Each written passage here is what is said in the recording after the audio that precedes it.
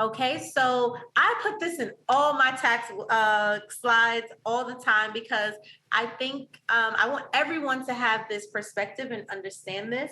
And so Warren Buffett stated, "I paid a lower tax rate than my secretary, thanks to the many loopholes and deductions that benefit the wealthy." And so I love to include this, and I love to have start off with this conversation because the reality is that Warren Buffett is not boasting. He's not saying it's right. He actually thinks that it's wrong. But the reality is the reality. So this goes back to my conversation of earlier saying, okay, well, if you don't currently have a business or you're not currently investing, you need to invest. You have Warren Buffett, one of the richest men in the world, saying that his tax rate, right? So not saying the amount of taxes that he pays, his tax rate is lower than his secretary's. So that tax rate just means that his rate is probably at 25% and his secretary is probably at 35%, right? And it's all about it's all because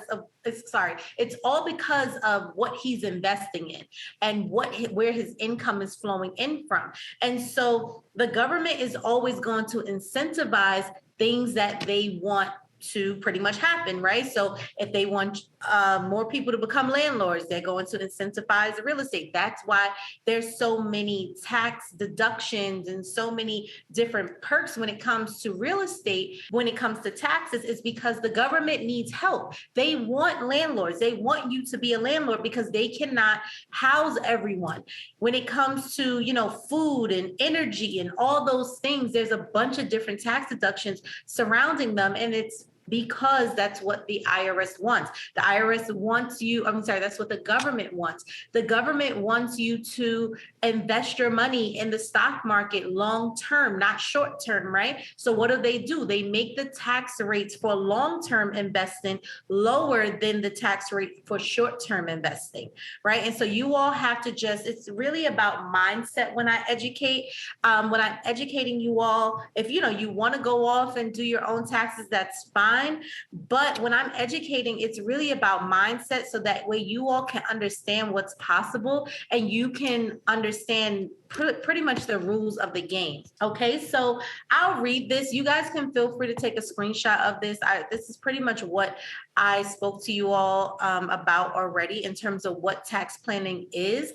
But tax planning is the analysis and arrangement of a person's and business financial situation in order to reduce their tax liability.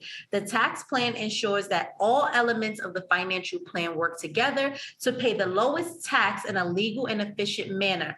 Through tax planning, individuals ensure they can attain maximum tax efficiency. Reducing tax liability increases the ability to take the money you would have paid to the IRS and allow you to contribute it to your dreams. Okay, so that, in a nutshell, is what tax planning is. In a one-liner, keep more of your money so you can do whatever it is that you want with it, right? and to make it simple.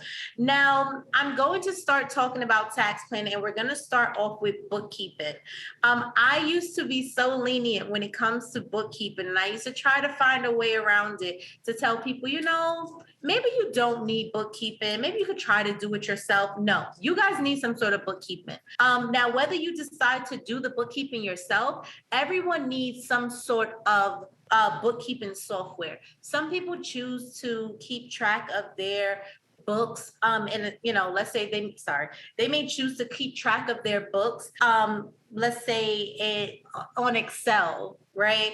The issue with trying to maintain your books, the money that's coming in and going out of your business, the issue with that is that when you do that, you pretty much have the opportunity to miss things, right? So if you're missing things, you may forget to include a transaction. You may include, some revenue or some expenses. So what you want to do is you want to make sure that you're able to kind of get ahead of that, right? And so I do recommend like some sort of software. So whether that's like QuickBooks, some of my clients, I use QuickBooks within my company with my clients. But what's some other one? Wave. Not a lot of clients, but some clients do use Wave. I don't care what you use, just use something, right? And so the Miss Business, is that a write-off if they decide to Absolutely. Yeah. Okay. So, yes. So, sorry, guys, you know my voice is going.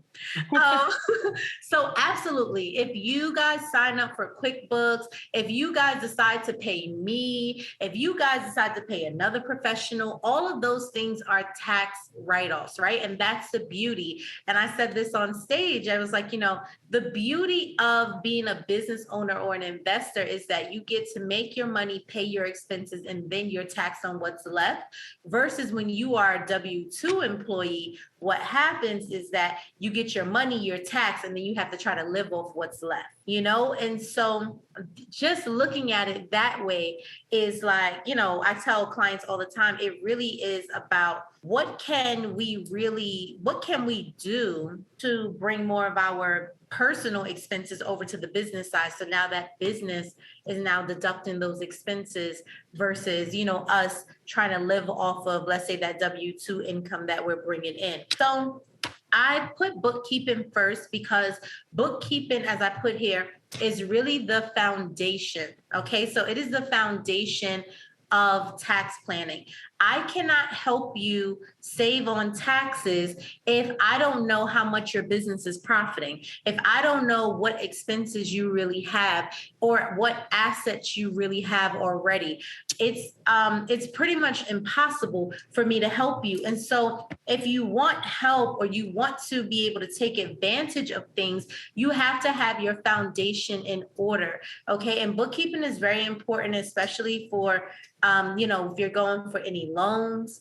You don't know how many people every single year contact me, actually every single week, contact my office, and they're like, oh my God, I'm going for a loan. They're asking me for a profit and loss statement, and I can't give them my profit and loss statement because I don't have any bookkeeping. Oh my God, can you guys do my bookkeeping? I need you to do my bookkeeping for the past 2 years, and I need it done in 2 days. We're like, so you want us to go through 24 months? Wow. And so because nothing is urgent until it's urgent.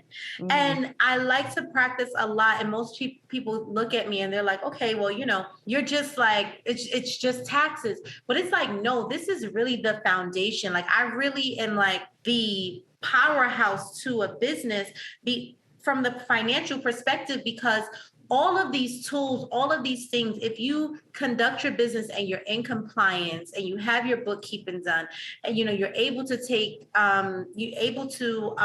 save on taxes and file your taxes on time, and all of those things contribute to a profitable business. Okay, so moral of the story: get your stuff together. I love it. So let's just quickly talk about tax deductions. So with tax deductions, within tax planning, for the most part, sometimes we do have to bring up to clients some tax deductions that they need to take or they need to consider, or they need to shift from a business side, from their personal over to their business. So any consultants, meals, travels, gifts, entertainment, internet services, computer or software, cell phone, education, medical, magazines. So these are just some, right? Of course, we have home office, we have vehicle, which we'll talk about a little later.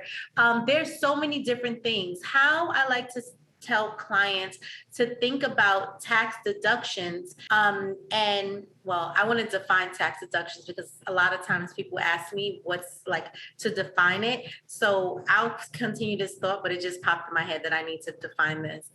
So a lot of times what I tell clients is, if you are spending money on this particular thing in order to complete that transaction, in order to get that money through the door, then 95% of the time it is a tax deduction. Okay, so pretty much tax deduction really is just you capturing all of your expenses that you have put out in order to operate your business. So for the IRS, in order for something to be considered as an expense, it has to be reasonable, and it has to be necessary and ordinary. And so what that means is necessary, meaning that you needed it in order to complete your business, right? And then what did I say? Necessary. And ordinary. Ordinary meaning that it's common. Right? So if it's something common in your industry and it's necessary, it's considered a tax deduction.